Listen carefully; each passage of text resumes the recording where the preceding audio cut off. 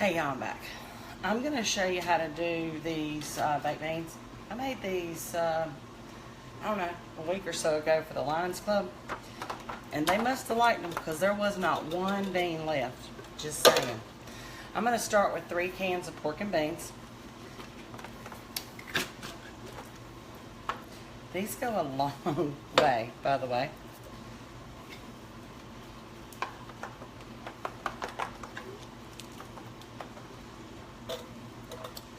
I'm going to add about a cup of bacon bits, roundabout. This ends up being a little different every time I cook it, but that's part of keeping it real. Oh, I got to grab my brown sugar. Hold on. Sorry. Totally forgot.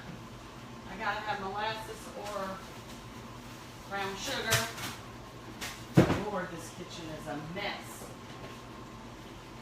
But if I get my prep work done early, cut these ovens off, it won't be so daggone hot in here, hopefully. Oh, for heaven's sakes. Sorry. Totally forgot to have my brown sugar ready. Okay, I'm back. Sorry. Anyway, my guys don't like chunks of onion. So I add about a tablespoon of onion powder.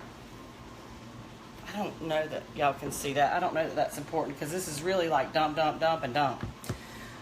like to add a little bit of hot sauce. Just about 3 dub-dubs, which is probably about 2.5, 3 tablespoons. And then ketchup, about a cup. And this is something you kind of eyeball, honestly. About 4 tablespoons of mustard, and I like to use Dijon mustard. Gives it a little bit more of a zip. Lord, there's a fly. I got to find my fly swatter. It is getting to be summertime around here. To that, I'm going to add a little bit of, where's my spoon? This sausage. About a half a pound to a pound per pan. Just gives it a little bit of flavor. And, you know, when you're cooking for men, it gives them another meat option to fill them up. I'm going to add about a cup of brown sugar. And this you can kind of gear yourself because how sweet do you want them? Okay? I like mine sweet but savory. I hope I got another thing of brown sugar. Anyway. Alright, let me think about this. Ketchup. Oh, Worcestershire sauce. Hold on. I do about 3 or 4 tablespoons of Worcestershire sauce too. And then this goes into a 350 oven for about 45 minutes to an hour. You want all the flavors to blend up real nicely. Let me grab my Worcestershire.